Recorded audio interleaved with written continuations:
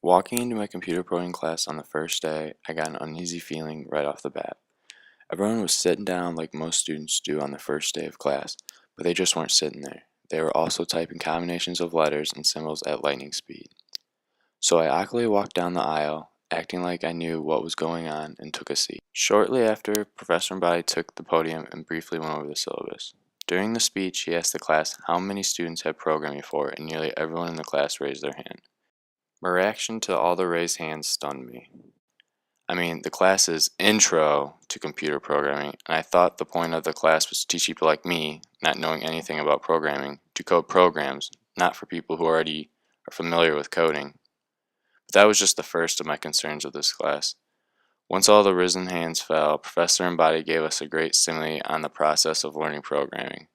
Professor Embody claimed that learning coding is like learning a foreign language, and that coding is the language of computers, as certain combinations and sequence of variables create a code that performs certain functions in a program. Just within the first 5 minutes of class, I realized I had no idea about the literacy of coding, and it was going to be a struggle to learn. The first thing I realized I needed to do on how to learn coding successfully was to learn the basic rules of programming. I knew right off the get-go that most of the students knew how to set up programs and that they have a much better understanding of coding than me, so I figured it'd be a tough start at first. I toyed around with Python, the program we code with, and tried to learn the basic functions. By doing so, I learned that programs are a bunch of variables that are equal to an equation, and that the variables are used to perform different functions in a program by combining them together. For example, x plus 1 and y equals 8. The variables are x and y, and the equations are 6 plus 1 and 8. When you add the variables together, the solution ends up being the sum of both equations, which in this case is 15. Eventually catching on, I learned how to create different functions. I learned how to ask the user a question, create a series of numbers, combine different variables into an equation to find a certain solution, and how to write notes in a program. Figuring the basics out in such a quick time boosted my confidence of learning in this class. Well, at least until the first project was assigned.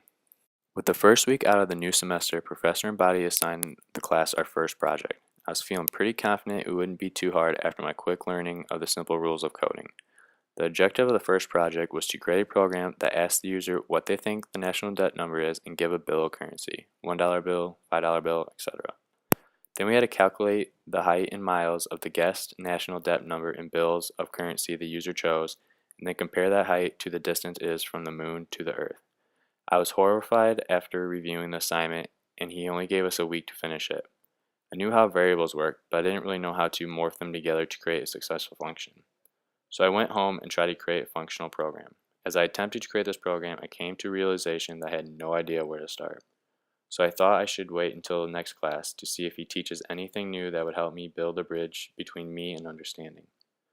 So at the next class, I sat down in my seat and listened to Professor Mbadi preach his words of computer wisdom. Still after an hour, Professor Mbadi's preach sounded more like Spanish to me, as I was still not understanding any of it.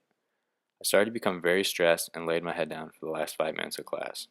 Walking out of class already stressed out, Professor Mbadi slipped in, quote, "I'm very proud of this class for already having the majority of you students with finished projects," unquote. I couldn't believe it. Only after 2 days of working on this project, most of my peers were finished, and I wasn't even on the path of making this program work. I realized if I wanted to understand coding, I was going to need a little more help, and I knew where I could find the right guy to help me, my friend Weebs. My buddy Weebs is a computer science major, and I knew he's been programming for years. So I shot him a text asking if he was willing to help a brother out.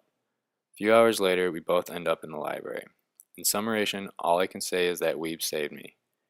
Weebs was my translator for me and coding, as he taught me how to correctly use variables, as I wasn't properly using them correctly. For example, I was coding like this, when actually you're supposed to be coding like this. When asking a question that has an answer of an integer, you must put the int function before the raw input function. Eventually I learned how to create this program and ended up looking like this. After all what I was taught, I was ready for Project 2. Of course, next week of class, Project 2 was assigned. I learned my lesson and didn't have a bundle of confidence before trying to create this program, as I did with the last project. The objective to Project 2 was to create a program that made the game the 99 trick. The 99 trick is a game where the computer asks you for a number and tells you to do a series of equations with this number. The final solution is supposed to be equal to the computer's guess solution before the series equations were started. It's supposed to look like this. I approached this project in fear, but after reading over the objectives, my mind began racing with codes. I was beginning to code questions right and making variables work together to create functions. The fireworks were exploding in my head as I was ecstatic to realize I wrote this whole program by myself in a matter of an hour. I just couldn't believe coding was clicking for me and I didn't need Weep's help as I expected. I thought to myself, maybe I could actually learn this stuff on my own now and not ask for Weep's guidance anymore. I just hoped that next week's assignments would click for me this easily as this week's did.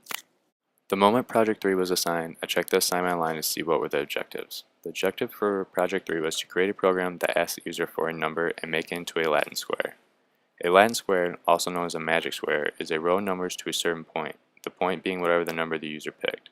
So then the next row would start with 2 and end in 1, having the user input the second to last number, and so on. Having my confidence level at a peak once again, it fell right back down after reading the assignment. Without trying to get stressed out, I tried to create this program myself. I thought maybe I overlooked it, or I was just being hard on myself, but neither of those were the issue. The assignment said I need to use if and loop functions. And I was just curious on how those were because I know Professor and Body never went over those in class. But of course, everyone in class knew how these functions worked, and we skipped over that section in class. I felt lost after this point because everyone around me knows this stuff and it's obviously easy for them, and to me it's like a 2-year-old baby learning how to say mama. So I went to my main man Weebs for help. He showed me how to use the loops as well as the if functions. I wasn't getting how to use them at first, but later Weebs made me recite the sequences of variables like my mother did me with words on my elementary spelling test. This is what my Project 3 ended up looking like.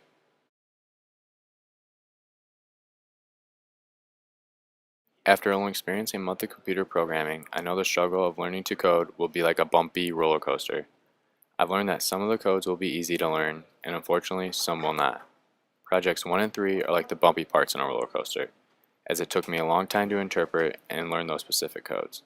Project 2 is like a smooth ending in a roller coaster, as it took me barely any time to complete and I understood that code.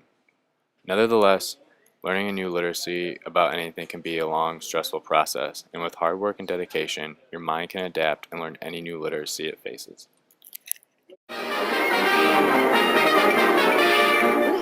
That's all, folks.